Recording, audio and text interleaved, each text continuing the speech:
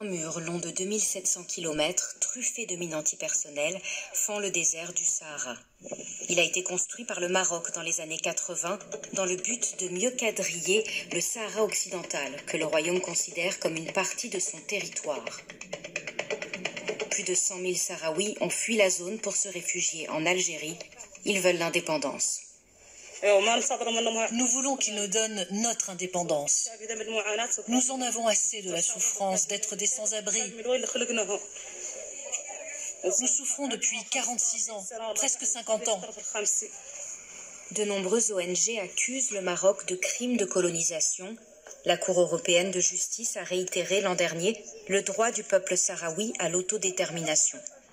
Pourtant, d'après notre enquête, des armes françaises sont utilisées par le Maroc au Sahara occidental. Voici une vidéo postée sur les réseaux sociaux par un passager d'un vol qui quitte Laayoune, principale ville du Sahara occidental, pour Casablanca, au Maroc. Visible depuis le hublot 3 Mirage F1, que nous retrouvons sur ces images satellites de l'aéroport de Laayoune. Nous avons aussi repéré un navire militaire, un Landing Craft Tank, construit par le groupe Piriou à Concarneau. Le voici quittant le port de Marsa, toujours à Laayoune.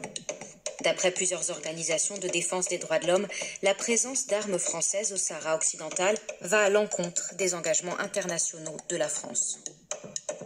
Ces autorisations d'exportation d'armes sont illégales au regard du traité sur le commerce des armes, mais aussi au regard de la position commune de l'Union européenne. On sait que le Maroc commet quotidiennement des crimes de guerre au Sahara occidental depuis des décennies. Parmi ces crimes de guerre, le crime de guerre de colonisation, qui est un crime de guerre pérenne, qui est un crime de guerre quotidien, et le crime de guerre de pillage des ressources naturelles, qui est perpétré aussi depuis des années au Sahara occidental. Parmi ces actes de pillage dénoncés par les ONG, la pêche par des navires marocains au large des côtes sahraouies. Sur ces images satellites du port de Dakhla, nous avons repéré des patrouilleurs de fabrication française spécialisés justement dans la surveillance de la pêche. 2 OPV 64 et 1 OPV 70.